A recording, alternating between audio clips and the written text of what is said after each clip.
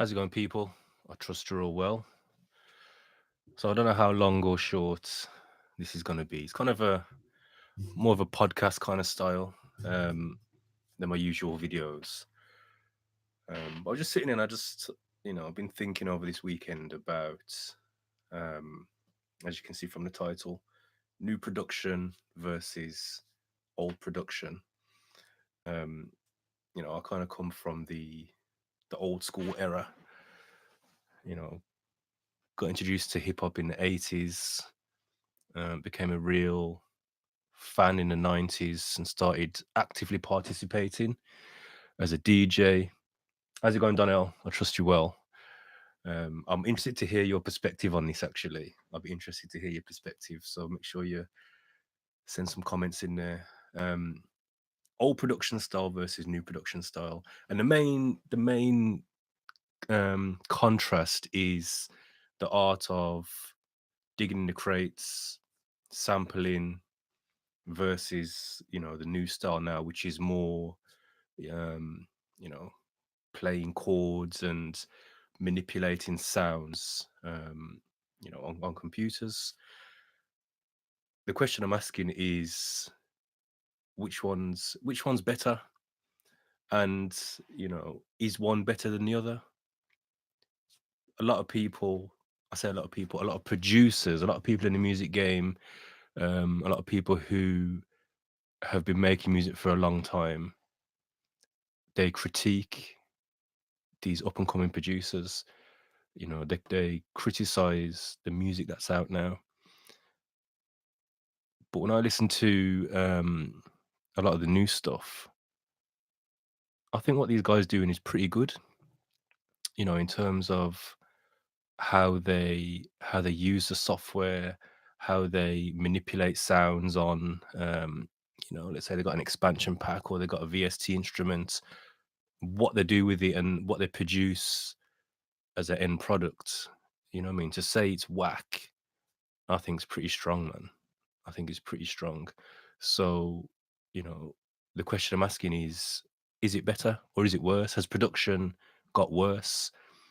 When I think about what I come up listening to, it was very much sample based. And even now, my production style is sample based. I dig in the crates virtually, what I mean? I ain't got no record player, so I dig in the virtual crates online. When something catches my ear, chop that thing up and try to recreate something. Um, and I've always liked that East Coast DJ Premier, Diamond D, Large Professor, Reza, um, Pete Rock, that kind of style. And that's just to name a few, but that's kind of the style I've grown up listening to. That's the style that I would say my production style falls under that category. However, I was also very strongly influenced by drum and bass. Obviously, growing up in the UK, drum and bass, what's now known as like EDM, a lot of the electronic dance music that's come out of the UK, the early UK stuff, jungle, drum and bass, house and garage, all that kind of stuff influenced me. And then, in the hip hop world, Timberland, Pharrell, what I mean, their kind of quirky, different style, again, very much influenced me. So when I'm hearing these guys now, these young bucks, these young producers, I'm like, some of them are doing some good stuff, man. I mean, I take Zaytoven for example. I watched a few videos of Zaytoven in the studio, and to watch how quickly that guy puts his stuff together and the end product he comes up with, I can't knock him, man. I can't knock the guy. Um, I mean, he's I don't know whether he's classically trained, or he's self-taught. I don't know, but he can clearly play keys, which is a real advantage. You know what I mean? When he's playing them chords, as soon as I hear him play those chords, it's like, boy, that track's done. It's done. Just put your percussion on there, put your beat on there, put your 808 on there, bang, you're gone. You know what I mean? But when I hear, like I said, when I hear the final product, I just think to myself, yo, I can't knock that, man. I can't knock it. So I don't know. I'm just going to read this. So, like most things that young people today do, their style seems to lack the connection from the past producers. This, I think, hurts my ability to enjoy most of it. Yeah, that's definitely an issue, and I think that's a different issue. That right there, there's a generation now that's it's like they don't want to. I don't know whether it's they don't want to or they don't feel like they should. Um, but many of them don't acknowledge the forefathers. I mean, what's gone before them? It's almost like, oh, allow that. That's old school. Um, I mean, to be honest, I've got teenage children, um, and this is a good example. So I've got a 15-year-old daughter, and I've got a 13-year-old son. My 15-year-old daughter, she loves old school music. Like when I say old school, I mean proper, like Benny King and old stuff, right the way through to old school R&B. She loves Lauren Hill, Amy Winehouse. She's really eclectic. You know what I mean? Her music. When I hear the music coming out of her room, I'm thinking, yo, how did you hear about that? And it's just the route um, her musical influences takes her. She's just on a journey. There's times I'm hearing her playing some like proper old school that I wouldn't even listen to, old school soul music, and the next thing you know, she's playing like some new stuff. Where my son, he is straight new school, like new school UK music. And anything we play is like, oh, that's some old dusty music, man. I don't want to hear your old dead music. He don't want to hear it. You know what I mean? And it's almost like that's to me, he represents the generation of today. You know, these young people don't, like Donnell said there, man. A lot of them, they're doing their thing, they've moved on, but it's like there's a lack of acknowledgement that these guys are doing it before us, and I respect that. You know what I mean? It's almost like they're the forefathers of this new generation of hip hop. And again, that's not in every case. You know what I mean? It's not a sweeping statement. I'm not saying all these new artists, all these new producers are like that, but many of them, especially those that are kind of more prominent, there is a lack of acknowledgement, which it hurts. Like Donnell says, man, it hurts. So yeah, man, I definitely agree with that. But again, using my daughter as an example, I believe there's a generation out there who, through streaming platforms like Spotify, um, when suggested music comes up, it's like, oh, what's that? And this, I believe this is my daughter's roots. These tracks come up, and she's drawn to it, like, oh, what's that? And then that will open up something else, and before you know it, she's down a rabbit hole of discovering all these artists, which is kind of like myself. I think about my journey, um, growing up. I grew up in a musical household. My dad was a DJ. He was a sound man, all that kind of stuff. They used to put on events. We went on to own a nightclub or a few nightclubs. So I've always grown up in and around music. In my house, what I mean, the stereo was kind of like the central point. And then obviously my dad having a sound system, and then me at 13, 14, getting into DJing and having my own decks in the house. And what I mean, it was like to hear music in the house was normal. So I was introduced to a lot of different music. It was like everything from old school reggae revival. That's what my dad used to be into, to classic soul, um, to, the Commodores, just a whole different style of music.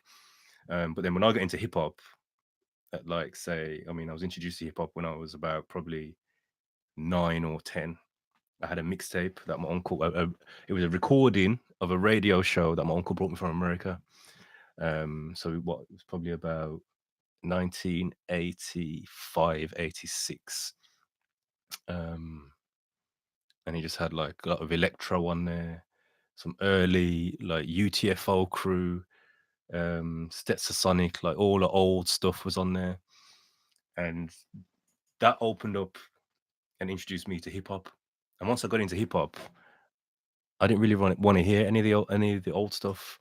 Like my dad would be playing his music, and I'd be upstairs like, oh, I'm trying to hear my music. And I see my son doing that now. I'm playing my stuff. He don't want to hear what I'm listening to. He wants to hear what he's listening to. But then when I started producing, and more so when I started sampling, that's when I became reacquainted with old music, and I started to appreciate it. And I was like, "Rah, this is banging."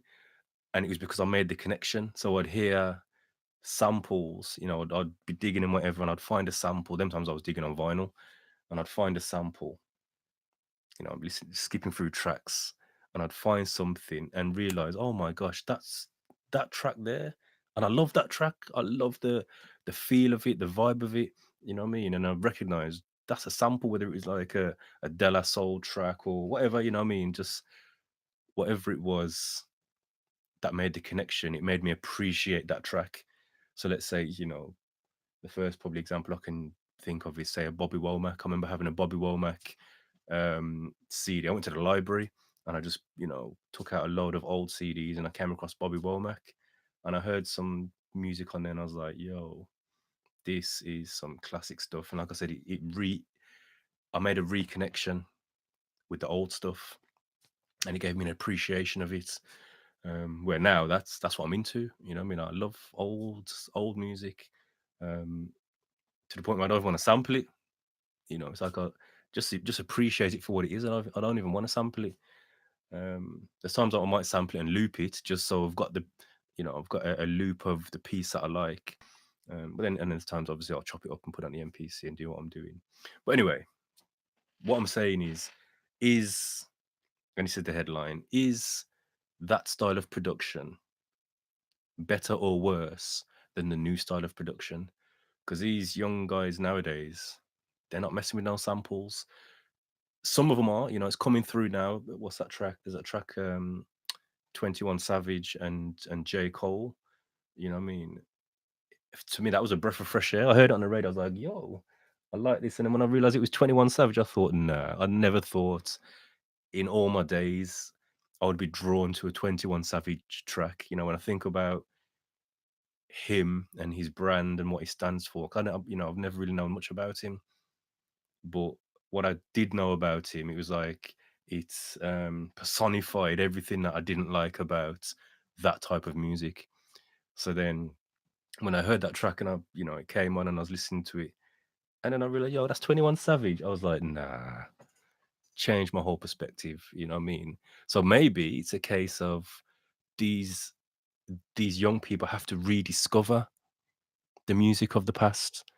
You know what I mean? If they haven't grown up on it, if they've only grown up on a certain type of music, we can't expect them to appreciate it. We can't expect them to pay homage to it if they didn't come up on it. But then when they discover it, then it's a case of, okay, wow, I like that. What's that? What's that? How's it going, Alexander? I trust you well. I trust you well, my friend. Long time no see, long time no hear from. So I'm just talking, man. I'm just kind of sharing. I've got no music setup. I've got no sampler setup. You can see it's a different kind of setup. But you know what I mean? I just thought, let's try a different content approach. So the question I'm asking is the music, the production today better or worse than the production of my day, of our day? And like I said, it's definitely more of a style change, because people today are still making music like how it was made, in the golden era of hip hop. You know what I mean? The late 80s through the 90s to the early 2000s, people are still very much making that music. It might not be in the mainstream, it might not be in the charts, but it's still very much alive, and people are still very much making that type of music, and they're making some bangers. So to say, it's dead or there's no value in it, just because it's not in the mainstream doesn't make it dead. It's still very much alive. And I think that's almost like where it should be. It's a true essence of what it was. It was underground music. I'll never forget the time when I was coming up and I was DJing. I wanted music that no one had, and if I heard a track that I was into, go mainstream, it's almost like I didn't like it anymore. Spoilt it. You know what I mean? Oh, it's commercial now. Now you lot know about it. It's playing on the radio. And don't get me wrong, I'd like to hear it on the radio just to say I've heard it, but it was more the underground stuff, which is where that style's kind of gone now. It's gone back underground. Um, but yeah, man. Yeah, man. Like I said, I have to pay homage.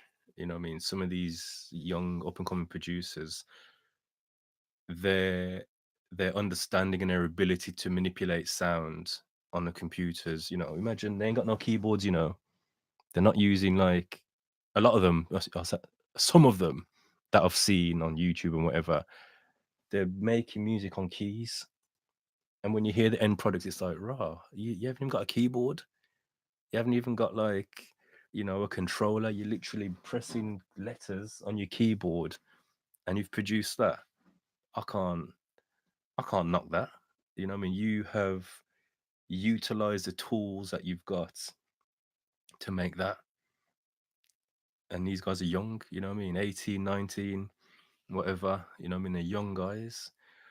So Donnell said boom bap is a defining thing for the guys of our age, which is true.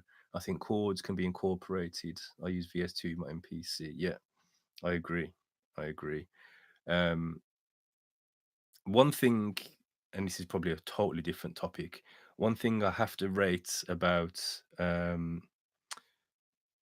these producers nowadays is they're getting 100% publishing. And for me, that has been one of the biggest barriers to me putting out music is I've always been sample based. And you know what I mean, they're not no small samples that I'm sampling, the big samples. So to go through the legal formal process of getting a sample cleared before you put music out, it's hard work, man. It's definitely it's a roadblock. It's a roadblock. Um, to the point where, you know, I don't even want to sample no more. You know, in terms of to put music out, I wouldn't even want to sample because it's just a barrier. It's a huge barrier. So for me now, and for a long time, it's just been a hobby. It's been something that I've done because I enjoy doing it. Um, it's a break away from, you know, the day to day life that happens. You know what I mean? Just get in the studio, hook up the MPC, find something, chop it up. You know what I mean? It's recreational time. But to put that out would be hard work. And I think in my case as well, if I was going to put it out, I'd put it out under my own company.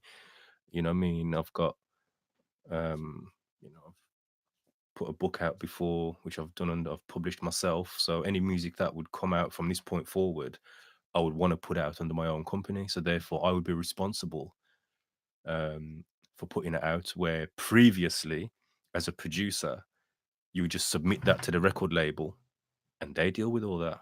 You got to deal with it.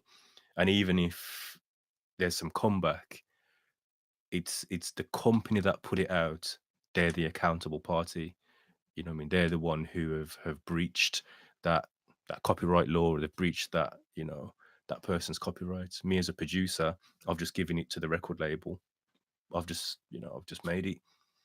Um, it's for them to do that. So if I was going to put it out myself, if I'm going to publish it, I'm accountable. So like I said, you know, it's a barrier. It's a barrier where these guys nowadays, you know what I mean? And if someone's using just straight sounds, chords, you know, they're playing, they're manipulating sound or whatever. They might have one or two, you know, a little vocal sample in there that they've pulled from somewhere, but it's not like the main body of the track. So it probably wouldn't be a big issue. They're getting 100% of their publishing. 100%. You know what I mean? I hear stories of people like Just Blaze, Kanye, and others who they got zero publishing. They've put the track out, they've cleared the sample, they've had to pay up front to use a sample, you know, quite a hefty fee as well. And the deal that they've had is like the band, the original copyright owners, they want 100%. So they've only done it for, you know, publicity reasons. It's a big track, it's a big song. Let's just put it out, and obviously they'll get money from performing, whatever else. But in terms of that royalty check, they ain't getting no money. They ain't getting no money from it. The band's getting paid, which would be tough. You know what I mean? That would be like, yo, I've chopped at this thing, I've put it together. My man's wrote to it. We've put it out, and we ain't getting no money for it. And it's all on the radio. People are bumping it and whatever, and it's like you ain't getting no money for it. Like, yo, yes, it would be good for publicity, but boy, I don't know, man. Where I mean, if it's a case of yo, I've played these chords, bang, bang, bang, bang, bang. I've put this. This is mine, 100% mine. Put that stuff out. You know what I mean, and get you publishing. So in that sense, I rate them, man. I respect them in that sense. And obviously, I think back to when the game kind of changed, and I'm thinking back. For me, I would say it was like Swiss Beats, and if you're in the chat, name a few names. Producers that kind of came out and made a name for themselves in hip hop that didn't sample. Swiss Beats was one of the first ones. He came in. I remember when I first heard Swiss Beats, I was like, nah. Them flipping whistles. It's like, nah, I ain't really feeling this, man. I get the vibe, you know what I mean? I can get the vibe of the track, but the sounds, it was a new sound. And it just sounded, it sounded a bit, to me, a bit Casio. I would say, it's a Casio sound. It sounds like a Casio keyboard. And look where he is now. You know what I mean? He's held up as one of the greats. You know what I mean? He's, because again, 100% publishing financially, he's very, very, very well off. More well off than other producers that he would say influenced him, and that have been in the game a lot longer than him.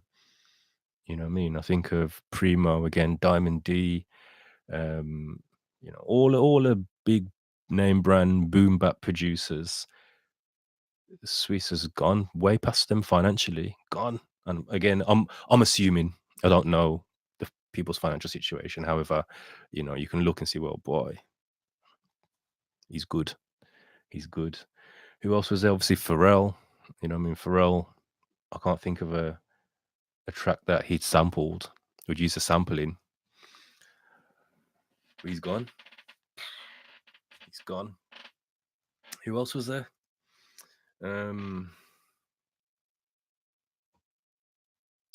Trackmasters. I don't think Trackmasters sampled. And that's the thing, like, in the whole Bad Boy era, that kind of changed the game in one sense, but they was still sample based. You know what I mean? Puffy was not even sampling. He would just take the whole track and just remake the track. You know what I mean? It was more than sampling. But yeah, man, that's what, for me, that's when the game started changing. And what that did, it, especially with like what Swiss Beats was doing, what Pharrell was doing. Oh, that's the other ones as well. The South guys changed the production game. Changed it. Outcasts, Dungeon Family, Scarface, you know what I mean? All that South stuff. I was never really a big South fan, to be honest. The ones I've named are the ones I was into. I was a big Outcast fan, still am. Who else? Like Master P and the whole No Limits. You know what I mean? Them guys 100% publishing. They're playing their stuff, they're making their stuff, putting it out, they're eating. And they changed the game. You know what I mean? They made that non-sampling sound. They made the non-sampling sound acceptable. So Donnell says, how does Ninth overcome these issues? You cut the check. You cut the check. You know what I mean? You pay for your sample, you pay for the rights to use it, and you come up with a deal with the copyright owner. And that's it. Whether it's 50-50, it's probably not going to be 50-50, but whether it's 50-50, whether it's 60-40, 70-30, whether you pay 100 grand up front, but them man, they're eating, them man have got money. They're not trying to get in the game. They're in the game. They're not trying to make it. They've made it in terms of financially. So, you know what I mean? To pay for a sample up front. And again, remember them guys like Ninth, he's worked with Beyonce, Jay-Z, big artists who the label deal with it. They just, yeah, I'll make the beats. There's a sample. The label's got a whole sample clearance process, the team, lawyers, they just deal with it. So it's not an issue. In terms of with their own stuff, again, they're probably sensible in a point of they're only going to use or put out samples that they know they can clear. I bet they're, Ninth, Knots, Crisis, all of them, they probably have got a bag of tracks that they've made, but they've got to go through the process of clearing that sample. And there's probably some tracks where it's like, yo, I can't even put this out because we're struggling to clear the sample. It's taking us 18 months. I've heard stories of it's taking like 2 years to clear a sample. It's a barrier, man. It's a real barrier. Like I said, a lot of the new guys now, they're not facing that. That's why they can bang music out. They can literally make it on the computer, boof, boof, boof, produce it, arrange it, mix it, master it, all right here, distribute it, all right here. There's no barrier to entry, nothing. They can market it, everything from here, even from your phone. You know what I mean? You can make it on here, and then bang, you got your whole process, your whole music production, marketing, promotion, sales, everything right there. It's crazy. It's crazy, man. I mean, again, I was sharing with a group. I gave a talk at this music network seminar recently, a couple months back. There's a guy who's a friend of mine, big up Cypher, from Moorish Delta. If you're watching this, obviously you're watching it, go and Google Moorish Delta or MD7. It's a UK group from the Midlands, and they were some pioneers in this UK thing, man. I still am friends with one of the guys, Cypher, and he invited me down to come and give a talk to some young up and coming artists. And my message for them was, yo, you ain't got no excuse. If you're in this game and you're trying to make it in this game, there is no barrier to entry. You can do everything you need to do on your computer. And if you've got a phone, and obviously everyone's got a mobile phone. If you've got a smartphone and you've got access to the internet, there's no barrier to entry. Nothing at all. You can do your like I said, your marketing, your promotion. You can engage with your audience. You can test the waters.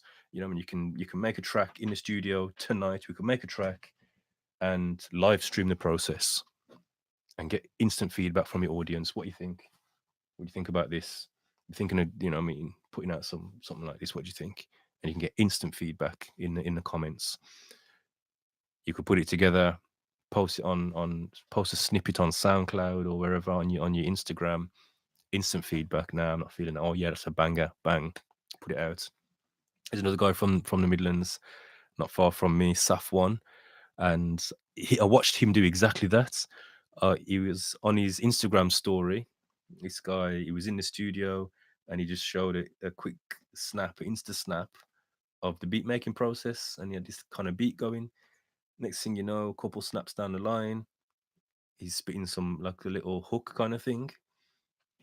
Next thing you know, he's posted like a longer snippet of the track, and within a few weeks, he's put the track out. It's on the radio. It's getting bumped on YouTube, and it's one of his biggest tracks he's done in a while. The track blew up for him, and we literally oversaw the whole process. And you could see in the comments, people like, "Yeah, that's a banger. Yeah, I'm feeling that. I'm feeling that." How's it going, Miguel? Big up yourself. Got LA in the house. So I'm just, I'm just sharing my thoughts. The game's changed, man. The game has really changed, and I think it's as an older head. I'm going to be 43 this year. So I'm an old head in this, and I would say my opinion. What I mean, I believe it's changed for the better in terms of access to the game. There's no barrier to entry anymore, and for me, that's massive. That is huge. I remember when we was doing our thing like late 90s, early 2000s. It was myself, a friend of mine who was an MC from Birmingham. I was a producer. He was an MC. He's kind of a gangster kind of thing. Um, he was one of the biggest up and coming MCs in the UK. People highly anticipating his album, and I'd produce his whole album for him. Um, I was in the studio for like 3 months every day. We recorded probably I'd say about 30 tracks. We were on it, man.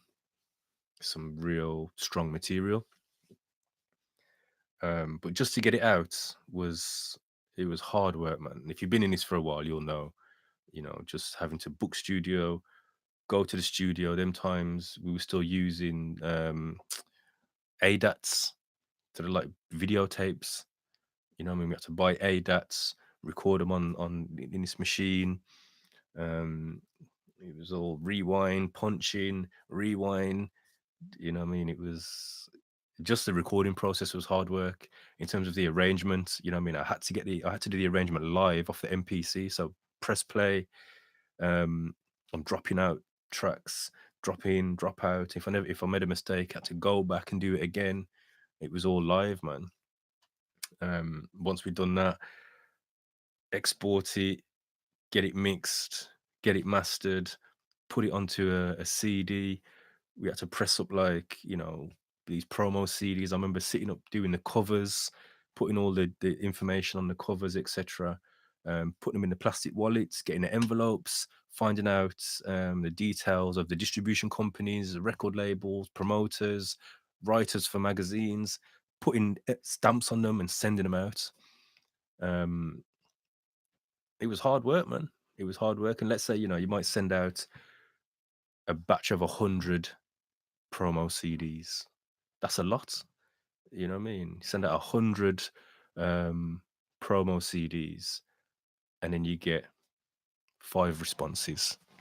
5 people expressing interest out of 100 that you've sent out. You get 5 responses. Out of the 5, probably one of them is a decent lead. You might get a piece in a magazine, or it's a DJ might play it on his show and call you in to do an interview. Where nowadays with them smartphones, bang, 1,500 people one time. That's on a regular, basic, standard Instagram account. I mean, a standard SoundCloud account. You can reach 2,000 people immediately. You put a couple dollars on that, couple pounds on that, and do a promotion. 5,000, 10,000 reach immediately. It's crazy, man. It's crazy. So, yeah, man. Miguel said he marvels listening to old stuff, knowing the process. These youths, these young people are really, I encourage them, man. Don't take it for granted. Don't take global reach for granted. You know what I mean? You've got even this now. I'm here in my office, in my loft, at home, at 12:30. It's midnight, and I can reach a global audience live. I'm broadcasting live now to a global audience. I got Miguel from LA, Donnell. I don't know where he's from, but I know he's in the US somewhere.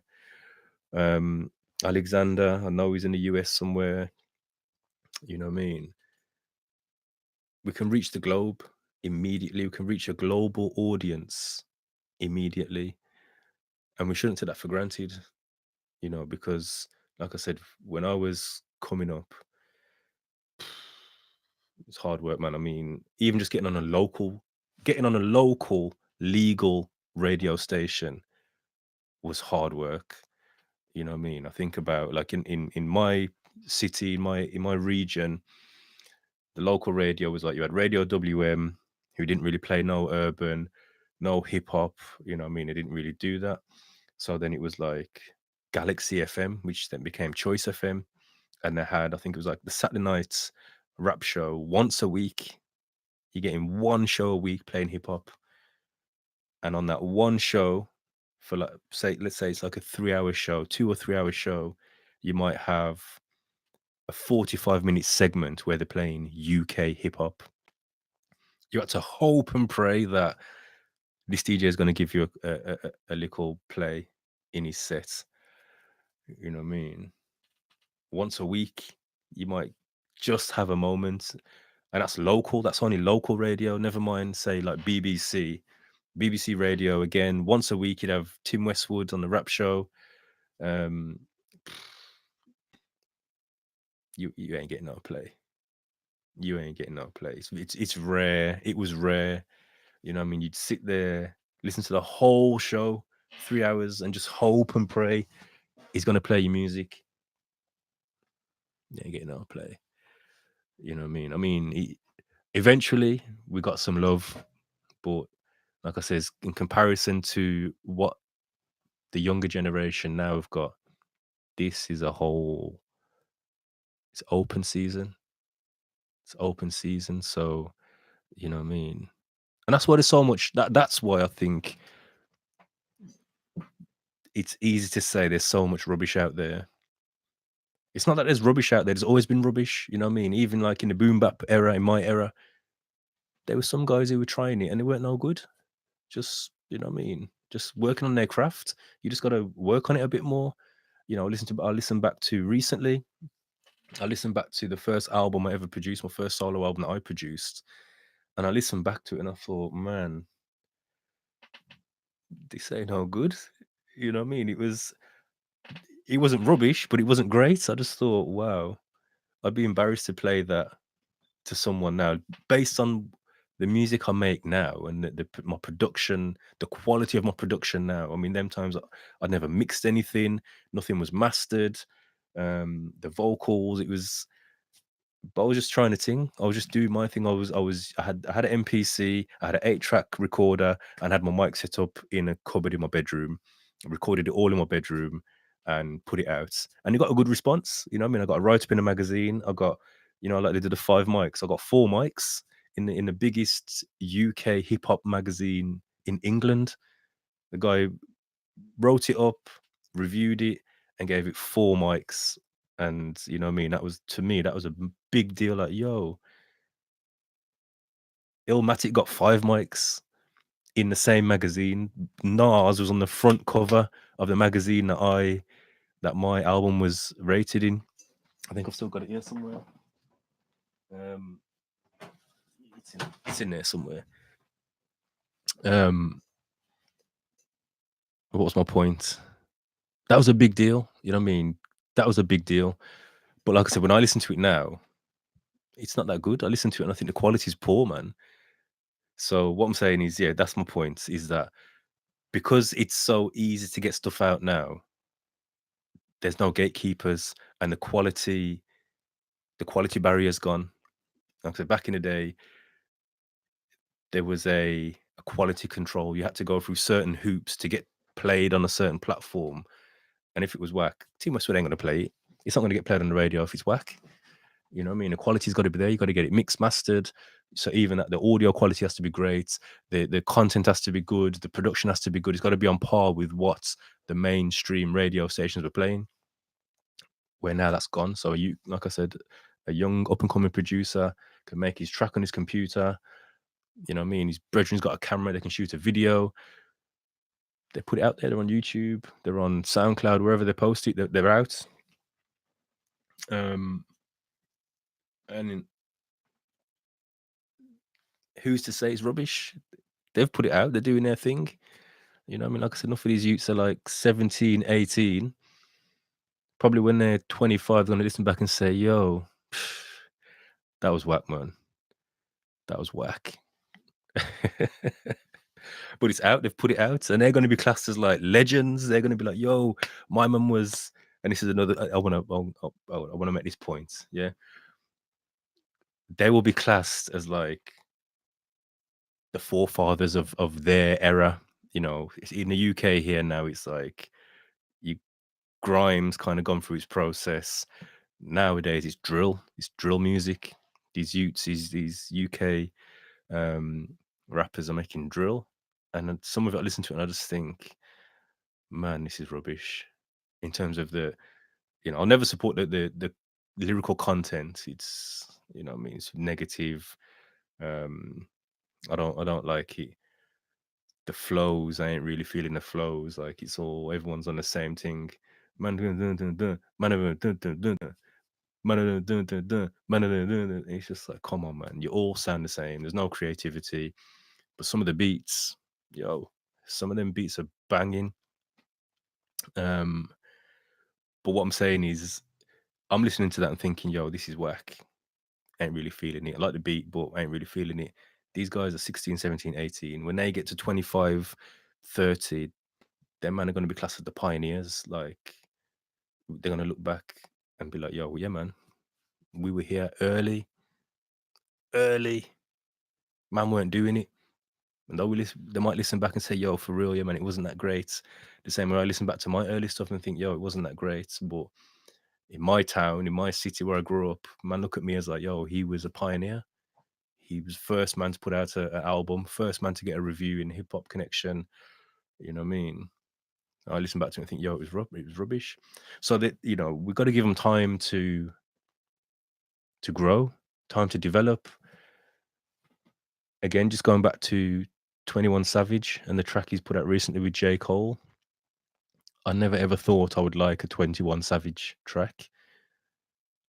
And I can't say I've heard much of his music, but based on what I knew of him and what the way I sort of perceived him and the music he does, I'd never be interested in him. But when I heard the track and I was drawn to the track and I liked the track before I knew it was him. And I was like, raw, that's 21 Savage. Like, yo, this beat's banging.